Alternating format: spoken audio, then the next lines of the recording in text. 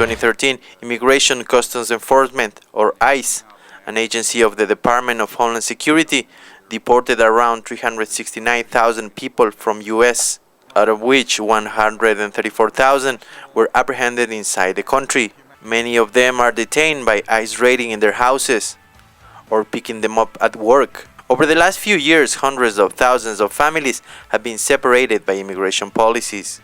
For example, according to USA Today, if we count prosecution of illegal entry and re-entry cases, there has been a 367% increase from a decade ago and a 1,420% increase from 2 decades ago. By the end of 2013, the Obama administration had reportedly deported close to 1.9 million people, according to Homeland Security's own numbers. The Real News spoke to several undocumented workers. No tengo papeles. Pues desde que llegué, 11 años trabajando. ¿En qué nomás has trabajado? Nomás en hoteles. Sí, pues sí nos da miedo porque como no tenemos papeles de aquí, no somos de aquí a Estados Unidos y luego ya ahorita lo paran a uno y le piden papeles y le recogen el carro, pues pierde todo uno. To get a legal work visa for US, it is required a set of skills in concept unmatched by local people, as well as an employer who will take full responsibility for the applicant, setting this possibility away from the majority of would-be undocumented immigrants, many of whom were brought here as a child. Pues me siento mal que lo pueden agarrar y los extraño. Pues tengo amigos americanos y mexicanos de los dos. Jugamos mi mejores deportes, béisbol y fútbol, los que jugamos ahí en la escuela. But this clampdown on illegal immigration is not only a federal effort. Many states have passed legislation to control illegal immigration. In 2007, Arizona passed a groundbreaking law targeting employers hiring illegal immigrants. Raids ensued in 2008, creating a climate of fear among many Latino communities in Arizona. Fearing deportation and racial profiling, life fundamentally changed for thousands of families. Massive demonstrations in the summer of 2008 and an injunction in a federal court eventually scaled down the reach of the original laws, including the propositions to turn not only cops but hospitals and schools into immigration controls. Erica Andiola is an immigrants' rights activist, winner of the 2013 Freedom from Fear Award. Her life changed in 2008 when her Arizona State University scholarship was canceled after the state passed Proposition 300, banning students who cannot prove to be legal residents from receiving financial assistance from the state. Smart and outspoken, Erica quickly became an icon of the immigration rights movement in Arizona. Fighting criminalization of undocumented people, she graduated from ASU, Arizona State University, and eventually got a job as a staffer for Democratic Senator Kristen Sinema. But she recently quit her job in D.C. to come back to Arizona and fight her mother's deportation. And Thursday, December 12, 2013, Andiola announced her mother will be allowed to remain in the U.S. for another year. You know, they took her and my brother, and it was just sort of like a wake-up call of like, you know, if I'm going to go in there, I need to make something happen so that at the end of the year we can have a legislation that is going to prevent my mom from actually being deported. But unfortunately, when I went in there, I saw that there's too many games being played inside by both parties. That is not necessarily now about, you know, the anti-immigrant Republicans holding everything. It's also about both leaderships in the House of Representatives that are, you know, seeing this issue as something that they can win for their own party. And that's how I made the decision. And I want to be able to actually speak my mind about what I saw in there.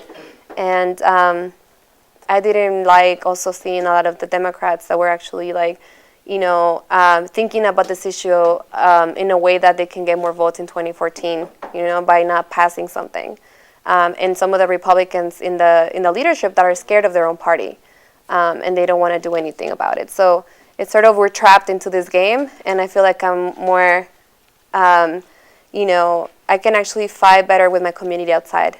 Randy Parras, a local community organizer and progressive activist, believes that the diverse Latino, pro-human rights and pro-immigrants rights coalition failed at their purpose to push for immigration reform on 2013. Ultimately, the goal was immigration reform in 2013. It didn't happen. So it's a failure. A lot of people don't want to say that. They want to say, oh, we're closer. Well, who knows if we're closer? Because once we get into 2014, you have people, states start having primaries, and not many folks are going to be focused on a landmark piece of legislation like immigration reform going into an election year.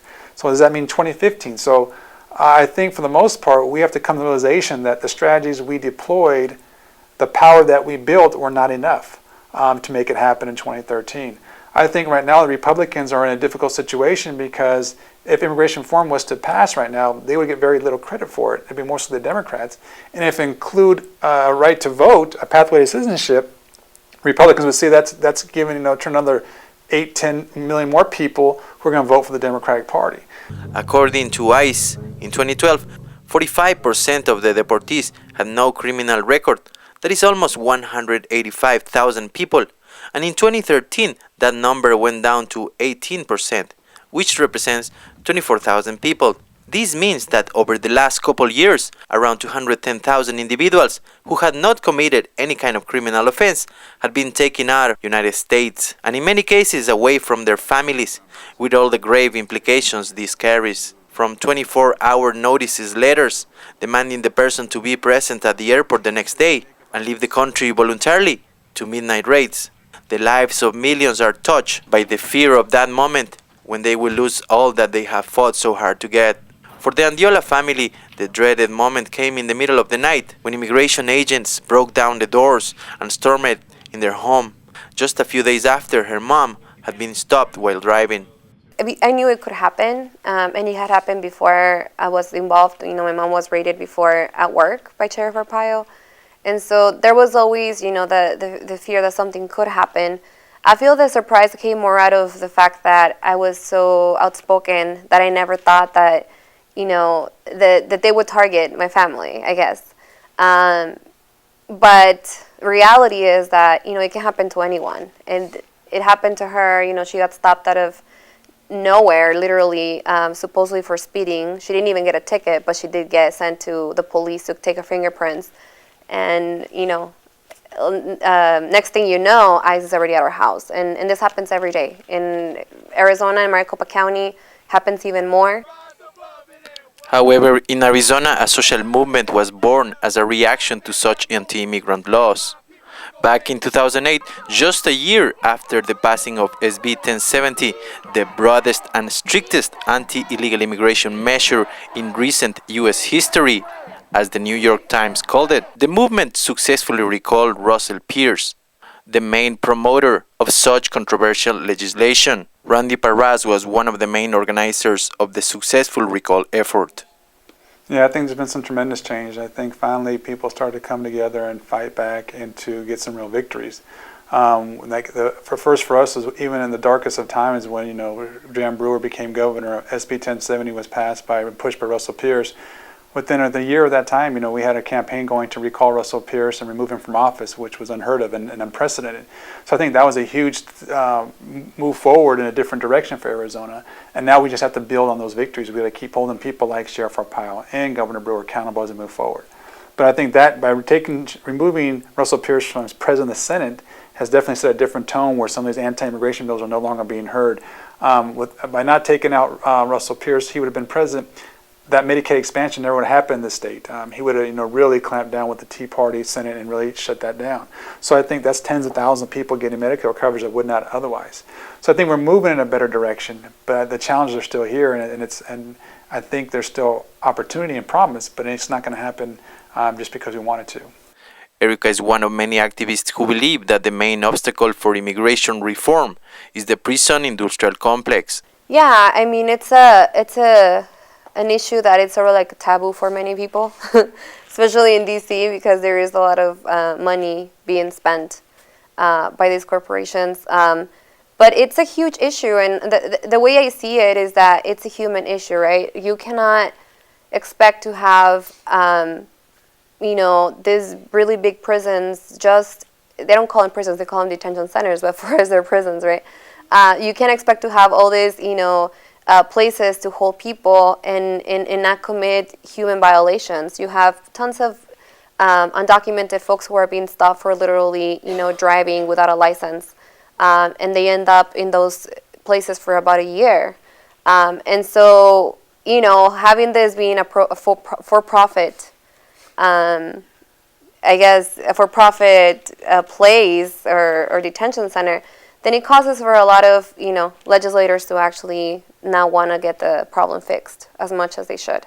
The prison industrial complex is a name used to describe a private industry that Huffington Post reported to have contributed as much as $45 million on a small army of lobbyists to successfully entrench itself on both sides of the aisle in Capitol Hill. In 2012, an Associated Press report found that the Federal Bureau of Prisons is paying $5.1 billion to private prison corporations for immigration detention through several year-long contracts. And Diola denounces the conditions in for-profit detention centers close to Phoenix, like Eloy and Florence, which are but small local components of the nationwide private prison industry. My mom went through Florence, and she saw all of that, right? She saw, she was actually chained herself. They chained her arms, her legs, for no reason. She had no criminal background. She's a 55-year-old woman. It makes no sense for them to do that, and they do it to women, to people who are, women who are pregnant, and men who have committed no crime in the past. Perez believes that beyond the powerful prison industrial complex's lobby, it is in the people's hands to fight for their rights. Yeah, I think it's more than a shortage of financial resources. I think it's a shortage of courage and people willing to take the risk and sacrifice to make change happen. Right now, in front of on the Capitol lawn, there are people fasting for immigration reform, but the problem is they're in one tent, in a small tent. If there are indeed 11 million people who are suffering, where are the hundreds and hundreds of thousands of people really demanding this change? Although 2013 came to a close without any immigration reform passed by Congress, the Real News will continue to report on this important issue through 2014. Reporting for the Real News, this is Oscar Leon.